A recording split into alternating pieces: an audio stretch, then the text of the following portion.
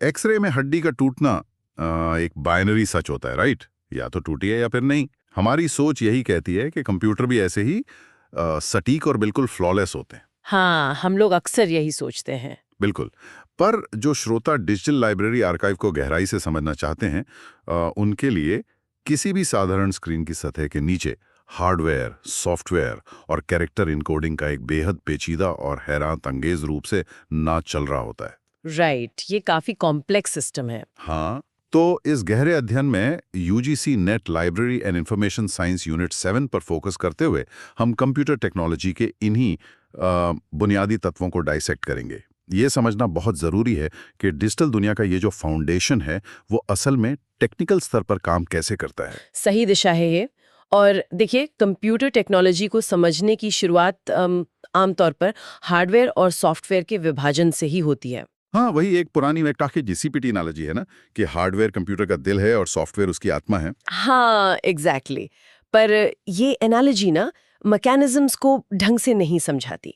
इसे एक symphony orchestra के रूप में देखा जाना चाहिए। अच्छा, ऑर्केस्ट्रा की तरह। हाँ, मतलब हार्डवेयर वो सारे इंस्ट्रूमेंट्स और संगीतकार हैं, जैसे वायलिन, चेलो या फ्लूट।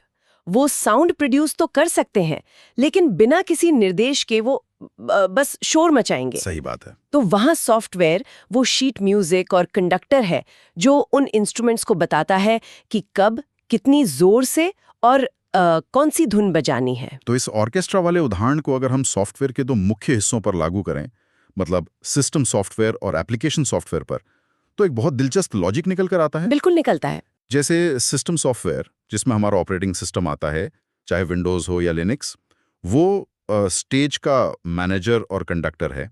राइट। और एप्लीकेशन सॉफ्टवेयर वो स्पेसिफिक शीट म्यूजिक है जो किसी खास धुन को बजाने के लिए लाया गया है। लेकिन यहाँ एक सवाल उठता है मेरे दिमाग में। हाँ, पूछे। अगर कोई लाइब्रेरी मैनेजमेंट सॉफ्टवेयर चल रहा है जो कि एक एप्लीकेशन सॉफ्टवेयर है, तो वो सीधे हार्डवेयर को निर्देश क्यों नहीं दे सकता? मतलब बीच में एक ऑपरेटिंग सिस्टम की क्या जरूरत पड़ गई? यही वो जगह है जहाँ हार्डवेयर एब्स्ट्रैक्शन लेयर का कॉन्सेप्ट आता है। अच्छा, ये क्या होता है? देखिए, अगर लाइब्रेरी मैनेजमेंट सॉफ्टवेयर को सीधे हार्डवेयर से बात करनी पड़े ना, तो उस सॉफ्टवेयर को बनाने वाले प्रोग्रामर को ये लिखना पड़ेगा कि हार्ड ड्राइव का मोटर कितनी तेजी से घूमेगा, या मॉनिटर के हर एक पिक्सल पर लाइट कैसे जलेगी। ओह वाह, ये तो बहुत मुश्किल हो जाएगा। असंभव है ये, क्योंकि हर कंप्यूटर का हार्डवेयर अलग होता है ना। इसलिए ऑपरेटिंग सिस्टम ये सारा बोझ अपने ऊपर ले लेता है। वो एक यूनिवर्सल ट्रांसलेटर या मिडलमैन बन जाता है। समझ गया। एप्लीकेशन सिर्फ इतना कहता है कि मुझे ये बुक रिकॉर्ड सेव करना है, और ऑपरेटिंग सिस्टम उस निर्देश को हार्ड ड्राइव के घूमने और लेजर के लिखने जैसे कॉम्प्लेक्स फिजिकल एक्शंस में बदल देता है। इसका मतलब तो ये हुआ कि बिना सिस्टम सॉफ्टवेयर के कंप्यूटर नामक के ऑर्केस्ट्रा कंप्लीटली पैरालाइज्ड है, हार्डवेयर एकदम निष्प्राण है। एकदम ठीक कहा आपने। और शायद यही कारण है कि डिस्क क्लीनअप, एंटीवायरस या फाइल कंप्रेशन टूल्स को भी सिस्टम सॉफ्टवेयर के सहायक यानी यूटिलिटी सॉफ्टवेयर के रूप में क्लासिफाई किया जाता है, राइट? वो बस स्टेज और इंस्ट्रूमेंट्स की मेंटेनेंस करते हैं, कोई नई धुन नहीं बजाते। हाँ, बिल्कुल यही फंडा है। अब जब स्टेज सेट है और कंडक्टर तैयार है, तो बाहरी दुनिया से डेटा इस सिस्टम के अंदर कैसे आएगा? हाँ, ये इनपुट आउटपुट का रोल आ गया। राइट। यहाँ इनपुट और आउटपुट डिवाइसेस का रोल सिर्फ एक हार्डवेयर कंपोनेंट होने से ज्यादा बड़ा है।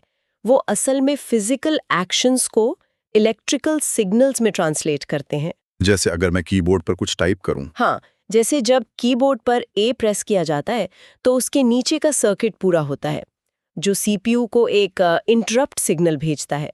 ये सिग्नल बताता है कि इंसान ने कुछ एक्शन लिया है जिससे अब बाइनरी में प्रोसेस करना है। तो इनपुट और आउटपुट का बेसिक काम फिजिकल दुनिया और डिजिटल दुनिया के बीच अनुवाद करना है। मॉनिटर या प्रिंटर उसी प्रोसेस किए हुए बाइनरी डेटा को वापस इंसानी भाषा या विजुअल रूप में दिखाते हैं। बिल्कुल सही। लेकिन इस रूटीन डेटा एंट्री में ना एक बहुत बड़ी खामी है। मेरा मतलब है इंसानी गलती। टाइपोग्राफिकल एरर्स को हटाने के लिए ही तो सोर्स डेटा एंट्री डिवाइसेस का विकास हुआ था। हाँ, ये सोर्स डेटा एंट्री का कॉन्सेप्ट बहुत इंटरेस्टिंग है। एक लाइब्रेरी में बुक्स पर लगे हुए जो बारकोड होते हैं वो इसका सबसे प्रत्यक्ष उदाहरण है। पर ये स्कैन कैसे करते हैं एग्जैक्टली? बारकोड स्कैनर की मैकेनिज्म असल में लाइट रिफ्लेक्शन पर आधारित होती है।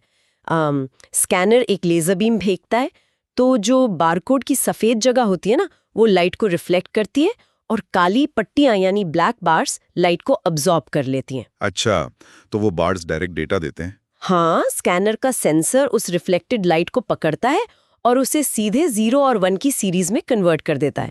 क्या बात है। इस पूरी प्रक्रिया में डेटा सीधे अपने सोर्स से कैप्चर हो रहा है, कोई कीवर्ड नहीं, कोई इंसानी मध्यस्थ नहीं, इसलिए इसे सोर्स डेटा एंट्री कहते हैं। स्पीड और एक्यूरेसी दोनों कई गुना बढ़ जाती हैं। राइट। पर ये जो अनइंटरप्टेड ट्रांसलेशन प्रोसेस है, ये तभी काम आती है जब प्रोसेस किया हुआ डेटा कहीं टेम्परेरीली या परमानेंटली रखा जाए। सही कहा, बिना मेमोरी के सब बेकार है। यहाँ मेमोरी और स्टोरेज का फर्क समझना भी बहुत जरूरी है उन श्रोताओं के लिए जो एग्जाम की तैयारी कर रहे हैं। मान लीजिए सीपीयू एक मैनेजर है जो डेस्क पर बैठकर काम कर रहा है। ये डेस्क हमारी प्राइमरी मेमोरी है, यानी रैम, रैंडम एक्सेस मेमोरी। हाँ, बहुत बढ़िया एनालॉजी है ये। डेस्क पर काम तेजी से होता है लेकिन जगह कम होती है, और जब ऑफिस बंद होता है तो डेस्क साफ करनी पड़ती है। यही वजह है कि रैम वॉलेटाइल होती है। टेक्निकल स्तर पर अगर देखें तो रैम कैपेसिटर्स और ट्रांजिस्टर्स का इस्तेमाल करती है, जिन्हें लगातार इलेक्ट्रिक करंट से रिफ्रेश करना पड़ता है। पावर कट होते ही इलेक्ट्रॉन्स डिस्चार्ज हो जाते हैं और डेटा गायब हो जाता है। और मैं सोच रहा था कि उस डेस्क पर भी तो अलग-अलग स्पीड जोन्स होते हैं ना। बिल्कुल होते हैं। जैसे सीपीयू के अंदर रजिस्टर्स होते हैं जो मैनेजर के हाथ में पकड़ी हुई स्टिकी नोट्स की तरह है। सबसे छोटी पर सबसे तेज मेमोरी। और कैश मेमोरी कहाँ थी इसमें? फिर आती है कैश मेमोरी, जो डेस्क की टॉप ड्रॉर जैसी है, जहां बार बार इस्तेमाल होने वाली फाइल्स रखी जाती हैं। ये दोनों ही रैम से भी तेज होती हैं। पर डेटा को हमेशा के लिए बचाना हो तो क्या होगा? जैसे ही डेटा को हमेशा के लिए बचाना होता है, उसे डेस्क से हटाकर एक विशाल फाइलिंग रूम में भेज दिया जाता है। ये फाइलिंग रूम हमारी सेकेंडरी स्टोरेज है, जो कि नॉन वॉलेटाइल होती है, राइट? एग्जैक्टली। पावर चली भी जाए तो मैग्नेटिक डोमेन्स जैसे हार्ड डिस्क में होते हैं, या फ्लैश मेमोरी गेट्स जैसे सॉलिड स्टेट ड्राइव्स में वो अपना स्टेट बरकरार रखते हैं। अगर हम स्टोरेज के इतिहास को देखें तो कैपेसिटी का विकास फिजिकल इंजीनियरिंग का एक चमत्कार ही लगता है। हाँ, काफी लंबा सफर तय किया है टेक्नोलॉजी ने। एक स्टैंडर्ड 3.5 इंच की फ्लॉपी डिस्क, जो किसी समय में स्टैंडर्ड पोर्टेबल स्टोरेज मानी जाती थी, वो सिर्फ 1.44 MB डेटा होल्ड कर सकती थी, जो आज के हिसाब से कुछ भी नहीं है। बिल्कुल। ये मैग्नेटिक फिल्म पर आधारित थी। फिर ऑप्टिकल डिस्क का दौर आया, जहां डेटा को स्टोर करने का फिजिकल तरीका ही पूरी तरह बदल गया। सीडी यानी कॉम्पैक्ट डिस्क में डेटा माइक्रोस्कोपिक पिट्स, मतलब गड्ढे, और लैंड्स यानी समतल जगह के रूप में लिखा जाता है, जिसे एक रेड लेजर पड़ती है। और इस टेक्नोलॉजी ने कैपेसिटी को सीधे 700 MB तक पहुंचा दिया, पर ऑप्टिकल मीडिया का एवोल्यूशन वहां रुका नहीं। हाँ, उसके बाद तो काफी नई चीजें आई। फिर डीवीडी आई, यानी डिजिटल वर्सेटाइल डिस्क, जिसने स्टैंडर्ड कैपेसिटी को 4.7 GB तक बढ़ाया। और फिर हाई डेफिनेशन दौर में ब्लू रे आई, जिसकी कैपेसिटी 25 GB तक होती है। 25 GB। तो इन कैपेसिटीज के अचानक इतना बढ़ने के पीछे का लॉजिक क्या था? लेजर का ही कोई फंडा था क्या? बिल्कुल, लॉजिक लेजर की वेवलेंथ में छुपा है। सीडी और डीवीडी रेड लेजर यूज करती हैं, जबकि ब्लू रे एक ब्लू वायलेट लेजर यूज करती है। अच्छा, इसलिए उसको ब्लू रे कहते हैं। सही पकड़ा। ब्लू लेजर की वेवलेंथ रेड से छोटी होती है, जिसका मतलब यह है कि लेजर बीम को ज्यादा फोकस किया जा सकता है और डिस्क पर डेटा के जो पिट्स होते हैं उन्हें और भी छोटा और करीब बनाया जा सकता है। कम जगह में ज्यादा फिजिकल पिट्स, यानी ज्यादा बाइनरी डेटा। एग्जैक्टली। अब डेटा स्टोर करने के इन फिजिकल माध्यमों का विश्लेषण करने के बाद हम उस सबसे बुनियादी सवाल पर आते हैं जो कीबोर्ड और हार्ड ड्राइव के बीच का फासला तय करता है। हार्ड डिस्क पर मैग्नेटिक प्लैटर या ऑप्टिकल डिस्क पर गड्ढों के रूप में A या B नहीं लिखा जाता। वहां सिर्फ 0 और 1 होते हैं। तो हर एक अक्षर को उस बाइनरी फॉर्म तक पहुंचाने के लिए एक यूनिफॉर्म डिक्शनरी की जरूरत होती है, और यही कैरेक्टर एनकोडिंग होती है, राइट? हाँ, और इस डिक्शनरी का सबसे पुराना और व्यापक रूप से अपनाया गया स्टैंडर्ड आस्की था, American standard code for information interchange, जो कि 1960 के दशक में आया था। जो कि शुरू में 7 बिट का होता था। राइट। इसका 7 बिट वर्जन 128 कैरेक्टर्स को डिफाइन करता था, और बाद में 8 बिट वर्जन आया जिसने 256 कैरेक्टर्स को जगह दी। इसमें अंग्रेजी के अल्फाबेट्स, 0 से 9 तक के नंबर्स और पंक्चुएशन मार्क्स आते थे। हर कैरेक्टर को एक स्पेसिफिक न्यूमेरिक वैल्यू दी गई थी जिसे कंप्यूटर आसानी से बाइनरी में एनकोड कर लेता था। लेकिन देखिए, ASCII का डिजाइन तो पूरी तरह से अंग्रेजी भाषा पर ही केंद्रित था।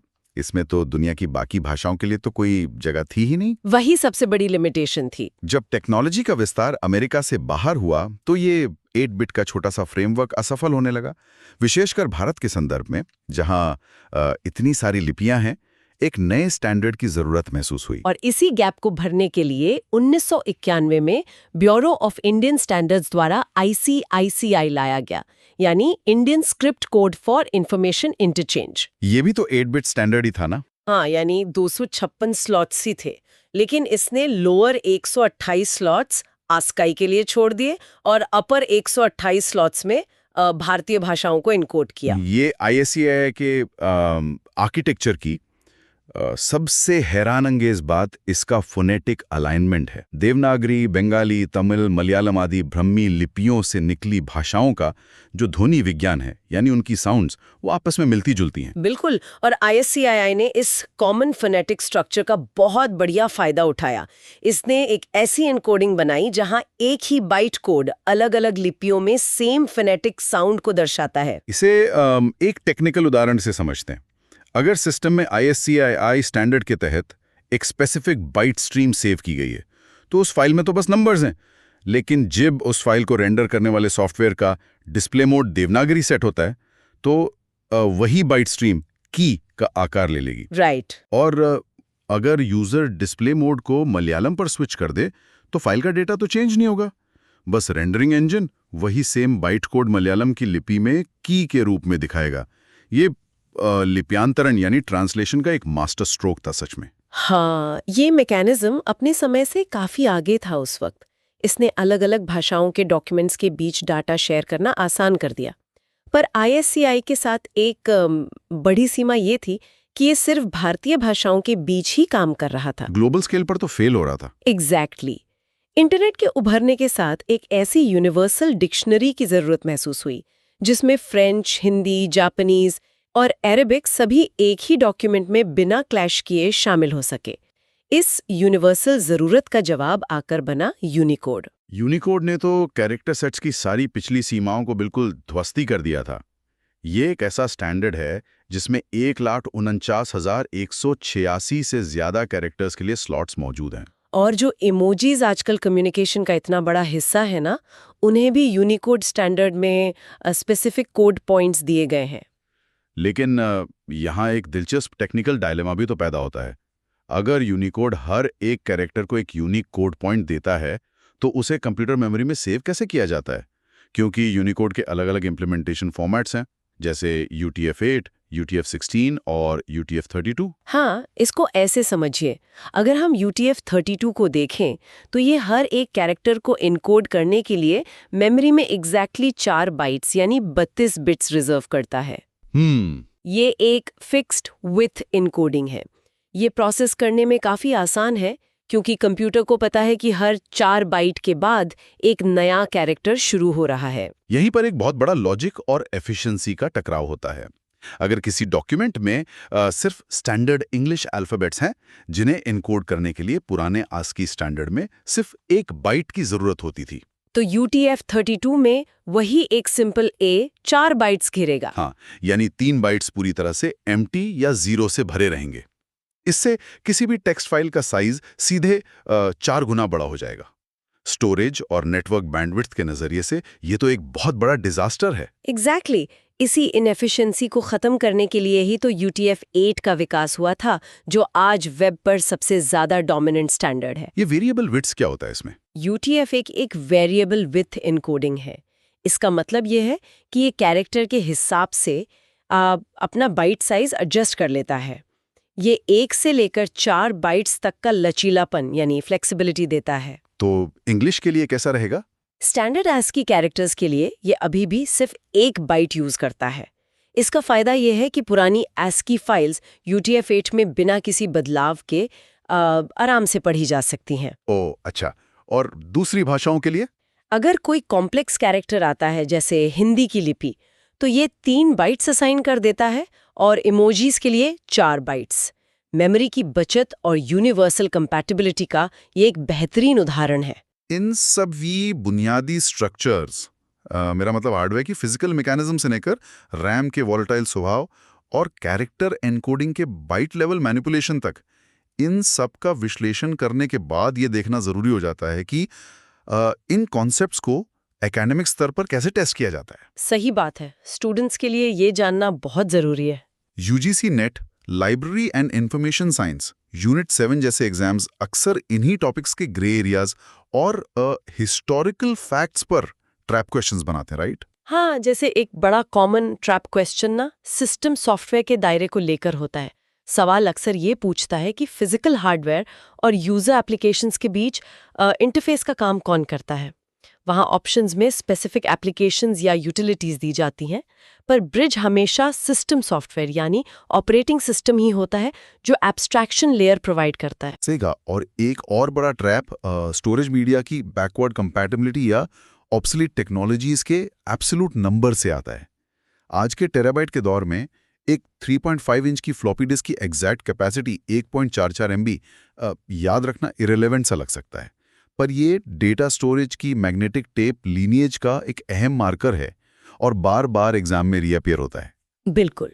या फिर यूनिकोड के सपोर्ट साइज पर सवाल आता है, जहां कैंडिडेट अक्सर ये भूल जाते हैं कि उनके 1,49,000 कैरेक्टर्स के उस मैसिव सेट में आम मॉडर्न इमोजीज भी प्योरली एनकोडेड टेक्स्ट ही होते हैं, कोई अलग से इमेज फाइल नहीं होती। इन कोडिंग स्टैंडर्ड्स को एग्जाम पर्सपेक्टिव से समझना सिर्फ नंबर्स याद रखना नहीं है, बल्कि उनकी यूटिलिटी को समझना है। ISCI का फोनेटिक अलाइनमेंट या UTF-8 का वेरिएबल विथ नेचर, ये बस फीचर्स नहीं है, ये रियल वर्ल्ड स्टोरेज और बैंडविड्थ कंस्ट्रेंट्स के बहुत बड़े इंजीनियरिंग सॉल्यूशंस हैं। एग्जैक्टली ये सब रियल वर्ल्ड प्रॉब्लम्स को सॉल्व करने के लिए बनाए गए थे। तो ये पूरी चर्चा हार्डवेयर के रिजिड फिजिकल कानूनों से शुरू होकर सॉफ्टवेयर के लॉजिक और आखिर में लैंग्वेज के डिजिटाइजेशन पर आकर ठहरती है। पर इस अध्याय को खत्म करने से पहले एक फिनोमेनन को क्रिटिकली देखना बहुत जरूरी है, जिसे टेक्निकल भाषा में मोजी बाके कहा जाता है। हाँ, मोजी बाके, ये काफी इंटरेस्टिंग और थोड़ा स्कैरी कॉन्सेप्ट है। ये एक ऐसी स्थिति है जहां टेक्स्ट को गलत एनकोडिंग स्टैंडर्ड का इस्तेमाल करके डिकोड करने की कोशिश की जाती है। नतीजे के तौर पर स्क्रीन पर क्वेश्चन मार्क्स या अजीबोगरीब बॉक्सेस का एक सीक्वेंस दिखाई देता है। डेटा वही होता है, पर पढ़ने का साइफर गलत हो चुका होता है। ये फिनोमेनन ना एक बहुत डीप वल्नरेबिलिटी की तरफ इशारा करता है। जब डेटा एक फॉर्मेट जैसे UTF-8 में सेव किया गया हो और सॉफ्टवेयर उसको पुराने 8-बिट ASCII या किसी और स्टैंडर्ड के हिसाब से पढ़ने की कोशिश करे, तो बिट्स और बाइट्स तो वही एग्जिस्ट करते हैं, पर उनका अर्थ पूरी तरह से करप्ट हो जाता है। इस टेक्निकल फ्लॉ को अगर हम डिजिटल आर्काइविंग और लाइब्रेरी साइंस के विशाल नजरिए से देखें, तो आने वाले कल की एक बहुत बड़ी चुनौती नजर आती है। आज इतिहास, साहित्य, सदियों की रिसर्च और रेयर मैन्युस्क्रिप्ट्स को रैपिडली स्कैन करके डिजिटल टेक्स्ट में कन्वर्ट किया जा रहा है, ताकि उन्हें सदियों तक सेफ रखा जा सके, राइट? वही तो मकसद यह है कि उन्हें क्लाउड सर्वर्स या हार्ड ड्राइव्स में सदियों तक सुरक्षित रखा जाए। लेकिन अगर कुछ सदियों बाद जब उन फाइल्स को एक्सेस किया जाए और उस समय के सिस्टम्स में UTF-8 या यूनिकोड जैसी एनकोडिंग स्कीम्स को सपोर्ट करने की बैकवर्ड कंपैटिबिलिटी ही ना हो, तो क्या होगा? ये सच में एक डरावना ख्याल है। हार्डवेयर शायद सेफ रहे, हार्ड ड्राइव स्पिन करे और डेटा आउटपुट भी दे, लेकिन बिना सही यूनिवर्सल कैरेक्टर एनकोडिंग साइफर के वो सदियों का सारा डिजिटल ज्ञान बस मोजीबाके बनकर रह जाएगा, यानी करप्टेड और मीनिंगलेस सिंबल्स का एक ढेर। ये रियलाइजेशन इस बात को फर्मली एस्टैब्लिश करता है कि डिजिटल प्रिजर्वेशन में सिर्फ स्टोरेज ड्राइव्स को बचाना काफी नहीं है। बिल्कुल सही कहा। उन ड्राइव्स पर लिखे 0 और 1 की भाषा यानी कैरेक्टर एनकोडिंग स्टैंडर्ड्स को डॉक्यूमेंट और प्रिजर्व करना उससे भी ज्यादा अहम है। तो इस डीप एनालिटिकल नोट के साथ हार्डवेयर और एनकोडिंग की इस चर्चा को यहीं विराम देते हैं।